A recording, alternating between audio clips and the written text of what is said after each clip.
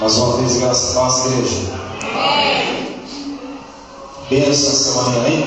Aleluia. Vocês não estão sentindo? Amém. Aleluia. Bom demais, igreja, estar na casa do Senhor. Aleluia. Na presença do Senhor. Glória a Deus. Testificando os milagres. E eu fico muito feliz, igreja, pela oportunidade que o Senhor concede de nós estarmos aqui, de rever os irmãos, ver a família do meu irmão Mauro, meu irmão Nivaldo, que vieram de tão longe e ainda trouxeram mais um povo para cultuar com a gente. Deus abençoe a vida de vocês que estão nos visitando. Eu não gravei o nome de vocês que vieram. Vocês ainda vão ter que vir pelo menos umas 7 ou 8 vezes para poder gravar o nome de vocês, porque eu sou uma bênção para gravar o nome. E fico muito feliz de saber que esse pedacinho aqui que o Senhor nos colocou, Deus me falar aos corações. O fato de vocês estarem aqui, igreja, não significa que o pastor Ali e o pastor Fábio são pessoas especiais acima da média, por isso que vocês estão vindo, não. Vocês estão vindo aqui porque o Espírito de Deus está trazendo vocês aqui. É, Jesus, é verdade. E por que o Espírito de Deus nos traria aqui, mamãe? Porque Deus confiou essa obra a essas pessoas que sim são especiais. E quando nós temos o zelo pelas coisas de Deus, irmãos, a gente não precisa se preocupar, porque no tempo dele tudo acontece. Quando nós lemos Eclesiastes capítulo 3, que na Bíblia fala que debaixo do céu existe um tempo e um propósito para tudo, irmão, essa palavra, assim como toda essa mensagem, ela é fiel e verdadeira. Então, irmãos, não fique angustiado nem preocupado, porque o tempo de Deus é perfeito. Posso ouvir glória a Deus? Glória a Deus. Deus, Ele sabe como Ele agir, Deus, Ele sabe como fazer. E nós sim ficamos ansiosos e angustiados. Hoje Você está aqui hoje. é um propósito de Deus. É um propósito de Deus, aleluia. Talvez você possa dizer, mas Mário, eu não estou fazendo nada, eu estou parado, eu estou quieto, eu tenho Aleluia. propósito nisso.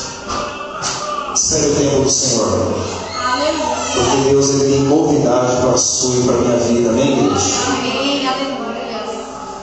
Meus irmãos, a pastora Ana iniciou a abertura do trabalho nessa manhã falando sobre amor, o amor de Deus. E nós estamos aqui por isso, porque o amor dele nos alcançou. Estamos aqui a celebrar a ceia, que é aquilo que o Senhor nos ordenou. E vamos celebrar essa ceia fazendo menção do sacrifício por amor. E a abertura maravilhosa que o Senhor falou aos nossos corações, eu quero apenas dar continuidade, amém? Então abra sua Bíblia, por gentileza, Evangelho de João, capítulo número 15. Sempre que eu tenho a oportunidade, meus irmãos, de ministrar a mensagem num dia de ceia, eu gosto de olhar para a última ceia em que o Senhor ministrou aos seus discípulos. E essa última ceia ela começa ali em torno do capítulo 13 do Evangelho de João e vai até o finalzinho do capítulo 17. É o momento que o Senhor está ministrando a última ceia aos seus discípulos. E por que eu gosto de olhar para isso? Porque tem tanto ensinamento ali.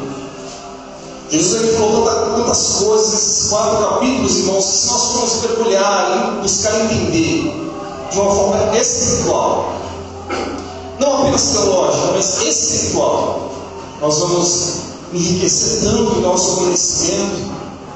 A nossa espiritualidade ela será acentuada e Deus trará clareza à nossa mente.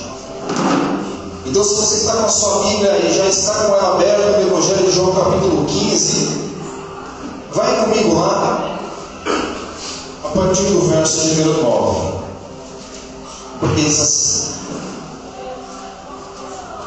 Evangelho de João capítulo 15, a partir do verso 9, diz assim: E como o Pai me amou, eu também amei vocês. Permaneçam no meu amor.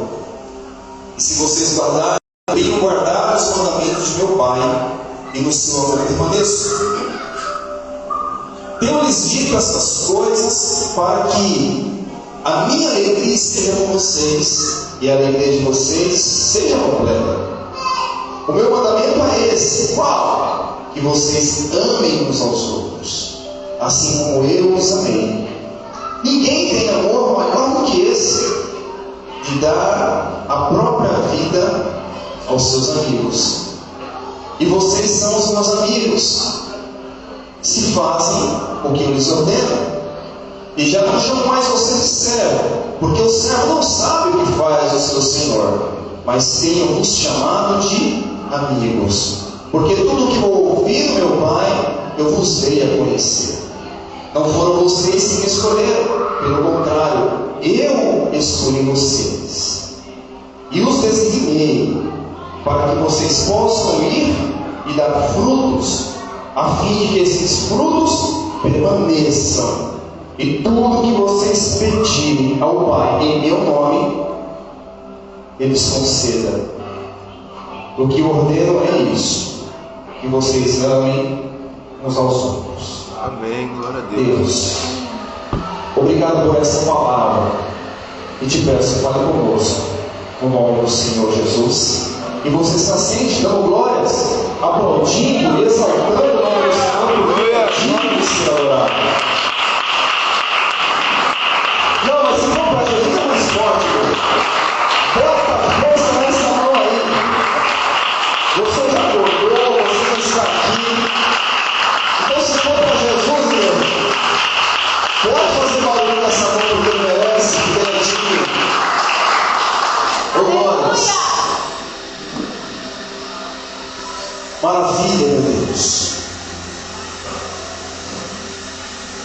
Glória a Deus.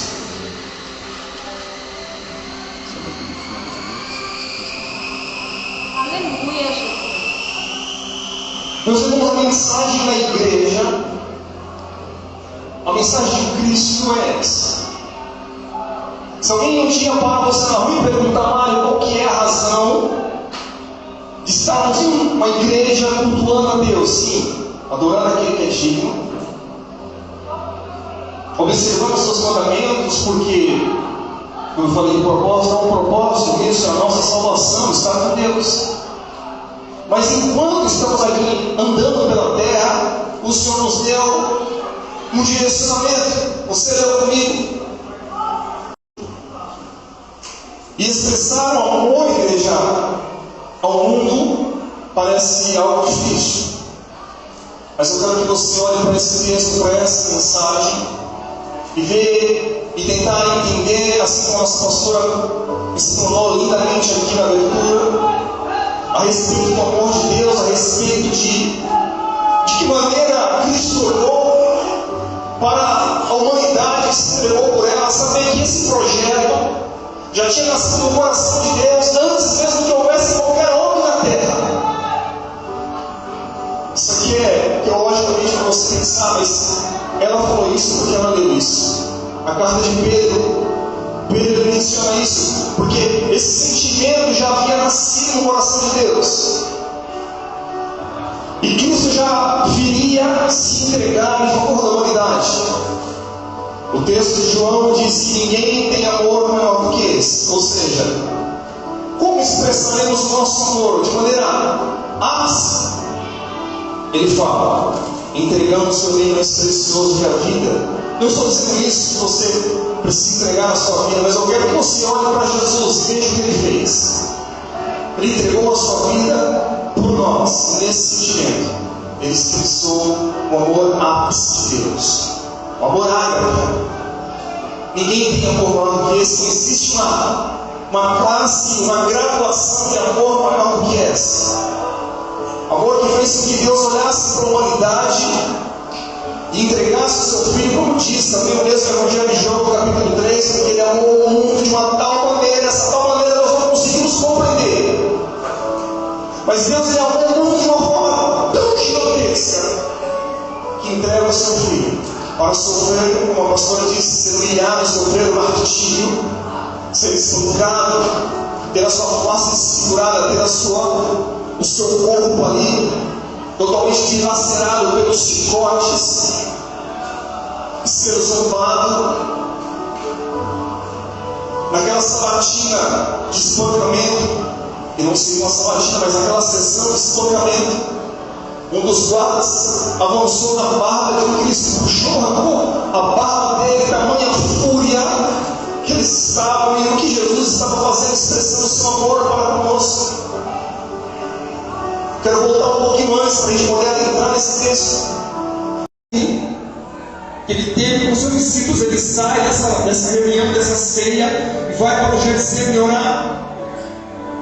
Eu gostaria que você se enxergasse dentro dessa mensagem. Ele sai com os seus discípulos, ele chama em particular 3 dos seus discípulos, os mais próximos, os mais íntimos, Pedro, Tiago e João. Ele olha nos olhos dele e diz: olha, minha aflição é muito grande, não olhem por mim. Fique aqui, intercedam junto de mim, porque eu vou ali mais adiante falar com meu Pai.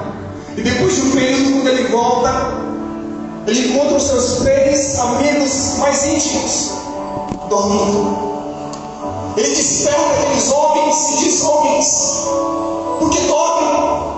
Vigiem comigo. Ele volta a orar, e quando ele retorna depois de um período, seus amigos estão dormindo. Amigos esses íntimos que compartilharam inúmeros milagres, compartilharam inúmeros momentos. Então Jesus desperta-os novamente e diz: vigiem e orem, para que vocês não caem na condenação. E Jesus, no seu momento de oração, ele falou: Pai, se possível for, passa de mim esse cálice, esse momento que eu vou passar, porque estava sendo colocado sobre Cristo todo o peso da humanidade, todo o pecado. Isaías já tinha visto. Isaías, mais de 400 anos, olhando para o futuro de maneira espiritual, ele já estava vendo Cristo sendo martirizado pelo pecado da humanidade. Mas por fim, Cristo ele cumpre o seu propósito de se entregar pela humanidade, expressar o amor de Deus por você e por mim que estamos aqui. Por que eu disse que eu gostaria que você se enxergasse nesse momento? Porque também nós somos seguidores de Cristo, discípulos do Senhor. E se nós estamos aqui hoje, como eu falei no começo, é porque existe um propósito. O propósito é esse: o sacrifício que Ele fez em favor de você, para que hoje você pudesse estar aqui. Porque o próximo passo, igreja, nós estamos com Cristo em toda a eternidade. Não porque nós somos melhores, não porque eu oro mais, jejuo mais, porque eu estudo mais a Bíblia, porque eu canto bonito, porque eu falo bem. Não tem nada a ver com isso. Primeiro porque Ele te amou, e o amor dele é incondicional. Você não fez nada para Ele te amar, até porque se Ele fosse olhar para você e te amar pela maneira que você é e da maneira que eu sou, irmão, nem passar na porta dessa igreja eu passaria.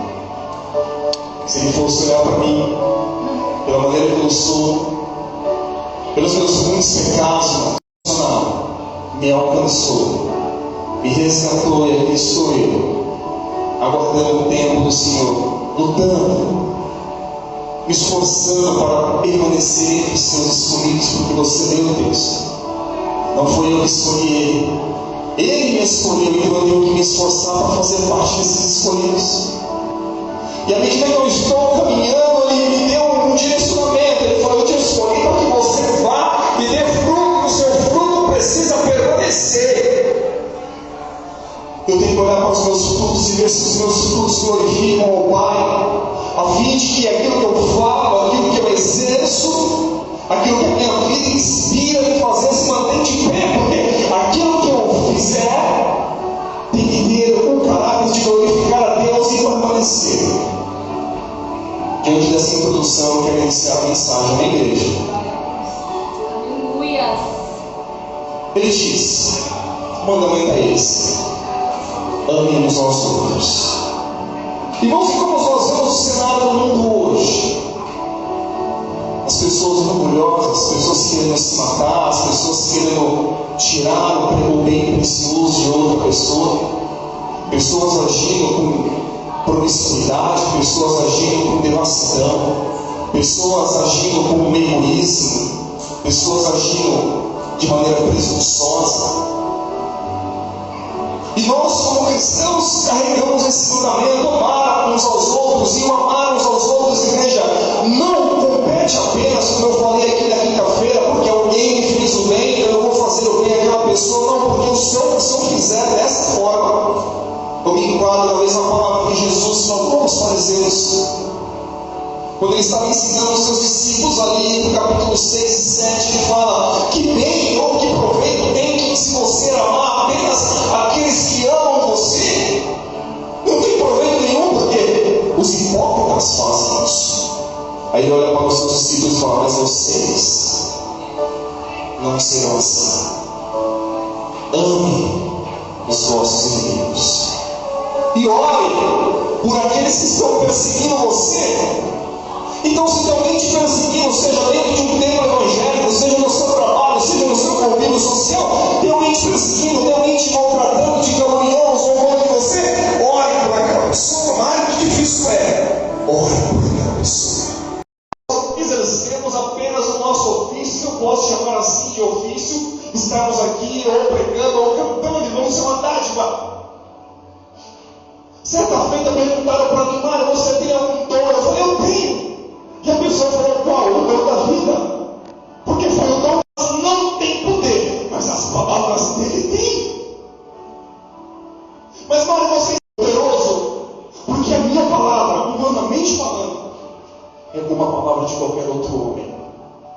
Ela pode perecer, ela pode falhar, pode não cumprir o seu propósito, mas uma vez que eu estou profetizando e eu estou testemunhando o sacrifício de Cristo, vai passar céus e terra, mas a palavra dele não vai passar. Aleluia. Porque é uma palavra de poder, é uma palavra eterna e verdadeira. Então quer dizer que aonde você for, o mandamento para vocês: amai uns aos outros. Mas Mário, eu conheço pessoas que não fazem assim. Pois é, aquela pessoa precisa ser curada, ela precisa ser liberta, ela precisa ser encontrada por Cristo. Não, Mário, mas eu ouvi isso de alguém que é evangélico, não foi curado. O amor de Cristo foi até aquela pessoa, mas ela não entendeu o que estava acontecendo. A cura não aconteceu por completo. Uma vez inserido no corpo de Cristo, igreja, eu tenho que permitir ser curado por Deus. Eu tenho que me entregar para permitir que a palavra dele atue sobre a minha vida com poder, porque senão, lembra que eu acabei de falar, senão serão apenas meras palavras humanas. Mas uma vez que eu sou curado por Deus, e eu entendo isso por mim, irmãos, Mário, você prova na Bíblia? Eu provo nesse texto. Evangelho de João, capítulo 15, verso de número 7. Lerei para vocês. Se vocês estiverem em mim, e as minhas palavras em vocês, pedireis o que quiser, e vos será feito. Glória a Deus. É necessário que eu esteja nele, entregue, e as palavras dele em mim. Aí, irmão, eu vou pedir o que eu quiser. Eu vou orar por alguém. Deus, eu peço a cura sobre essa vida. A cura virá. Por minha causa? Não. É porque as palavras dele estão em mim. Agora começa a fazer sentido.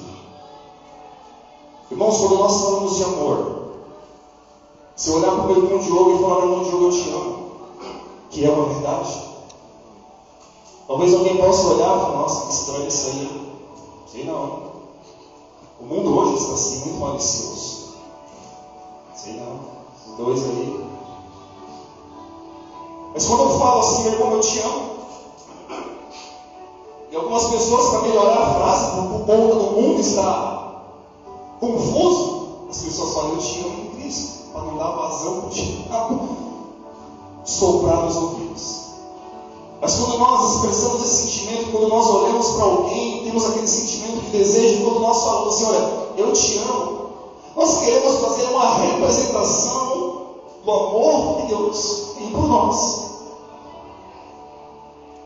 Mas aí Cristo vem com a sua sabedoria maravilhosa e fala que esse amor não seja apenas por aquele que te faz o bem, mas expresse seu amor como uns faz com os outros.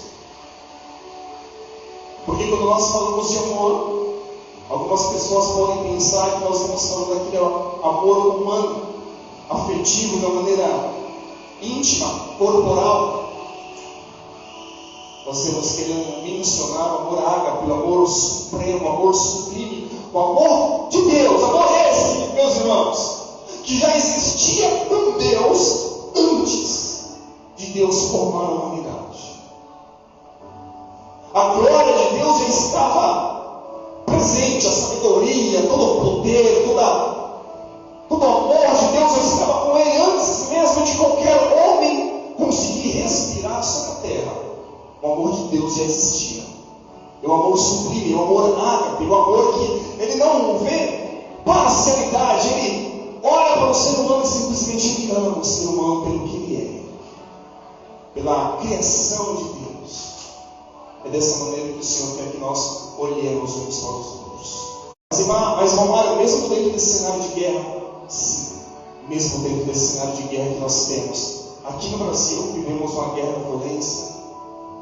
Guerra da violência não faz sentido, nós vivemos uma guerra política, violência exacerbada. Dentro dos lares, quando eu falei de compreensão, eu estava orando aqui, ouvindo a palavra assim, compreensão. Quantas pessoas hoje dentro dos lares já não tem mais compreensão, já não mais compreende o seu cônjuge. Uma simples palavra, pronto, todo o histórico de vida doado deixa de existir. Porque não existe mais compreensão. As pessoas estão assim, falta amor. Por isso que nós oramos pela família, por isso que a igreja está orando pela família, porque é o principal alvo do inimigo, destruir famílias. E é onde o inimigo vai agir? Nesses sentimentos. Mas o que a família precisa fazer? Desejar o amor de Deus. Porque quando eu estou olhando para o amor de Deus, eu não vejo falha no meu irmão. Mas quando eu estou olhando para o amor eros, o amor de pessoa para pessoa, eu consigo ver falhas.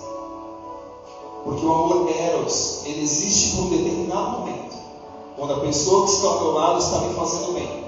Mas quando existe uma negativa, quando eu preciso de algo, quando eu quero algo e eu recebo um não, esse amor eros, ele não é mais comigo. Ele começa a ser fragmentado.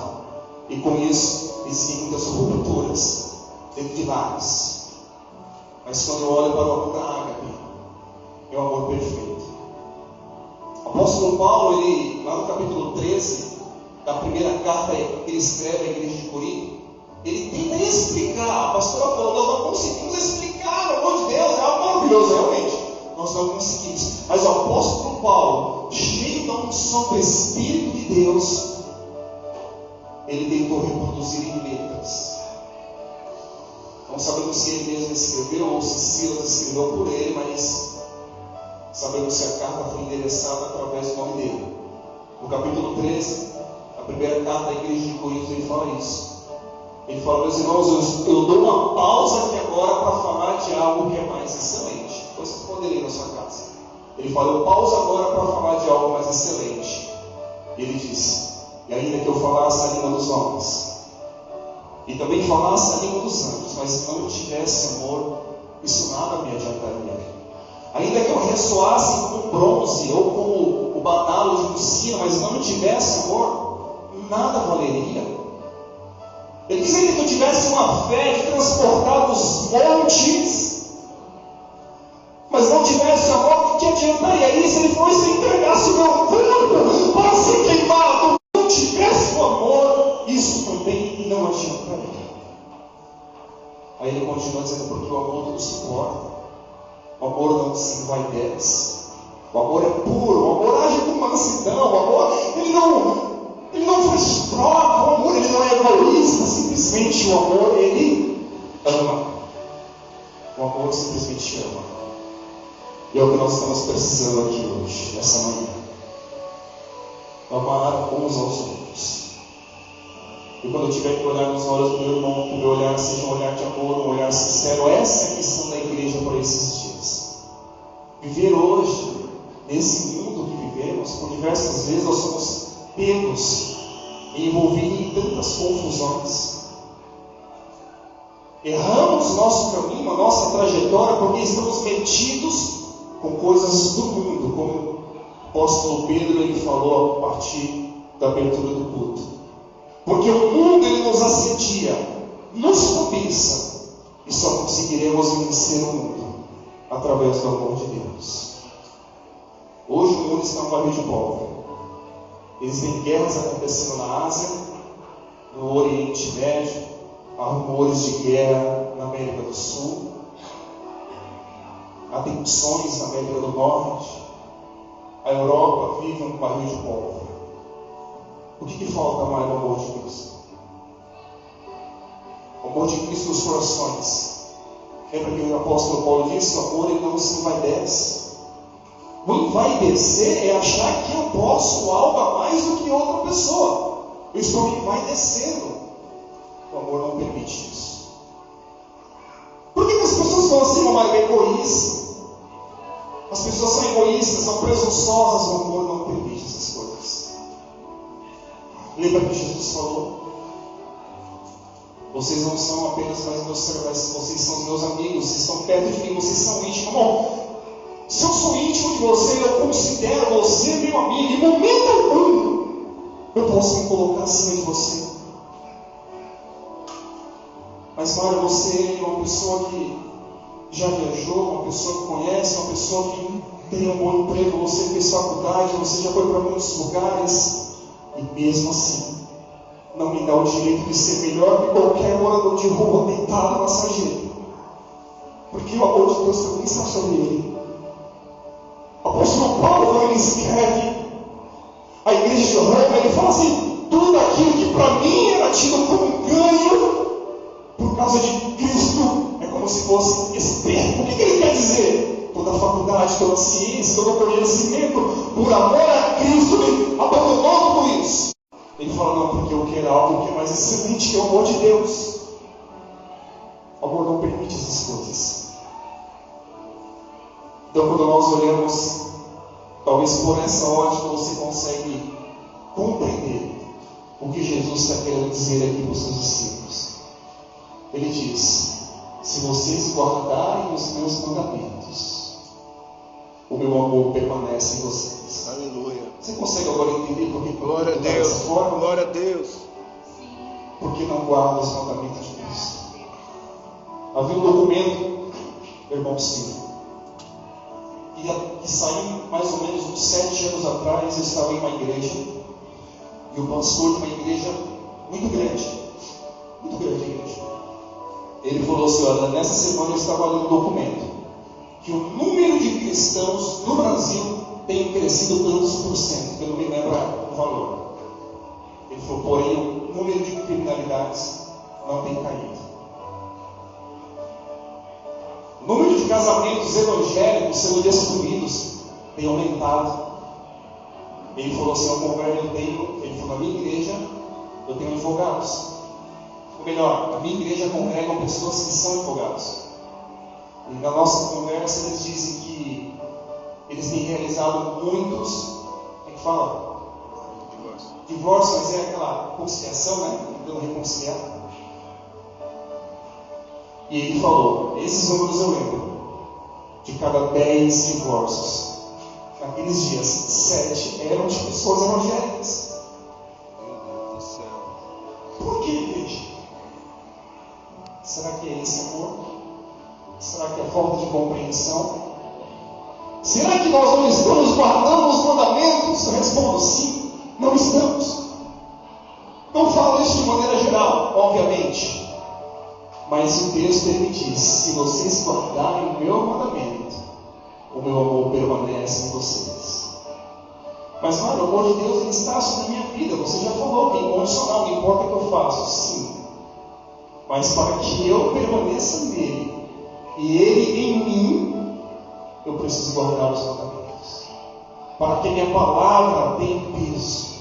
Para que as pessoas à minha volta sejam tocadas pelo amor de Deus. Para que, primeiro de tudo, eu seja curado por Deus. Eu seja transformado por esse amor, porque esse amor ele transforma. Esse amor, quando Ele toca a nossa vida e nós permitimos, porque Ele não vai chegar para você e te agarrar, eu não te amo e pronto, acabou.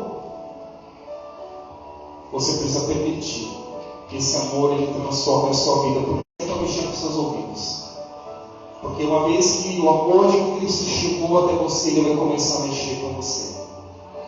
A sua mente vai começar a ser mudada. Você vai começar a pensar em coisas novas, coisas melhores. Você vai começar a projetar sonhos. As pessoas que estiverem à sua volta verão isso, a sua mudança. No seu trabalho, as pessoas vão ver que está tudo diferente. Aonde você pôr a mão, haverá prosperidade. Aonde você chegar, o ambiente é mudado. Vai, você prova na Bíblia, prova. Vai lá, em Deuteronômio. Só pelo simples fato de você obedecer os mandamentos. E quando eu digo obedecer os mandamentos, irmão, não é eu falar, não, bem Senhor, eu ouvi, eu conheço a sua lei. Não, o obedecer é praticar. Porque eu conhecer a lei não significa nada. Mas a partir do momento que eu começo a praticar essa lei, meu irmão, as coisas começam a mudar na minha volta, começam a mudar na minha vida, começam a mudar na minha família, na minha casa é mudada. E aí começa um processo. Que processo é esse? O amor de Deus colocando tudo no lugar. É isso que o Senhor quer que você e eu vivamos nesse tempo. Orem uns pelos outros. Ame aqueles que estão perseguindo você. Mário, eu não consigo. Eu já tentei, mas eu não consigo. Então, não tem outra palavra a dizer a você, senão essa. Você precisa ser curado por Deus. E só Ele que pode te curar. Para finalizar, eu me recordo de um dia que eu estava ministrando na igreja. E eu tinha a intenção de ministrar uma mensagem, mas essa mensagem que vai ser muito legal.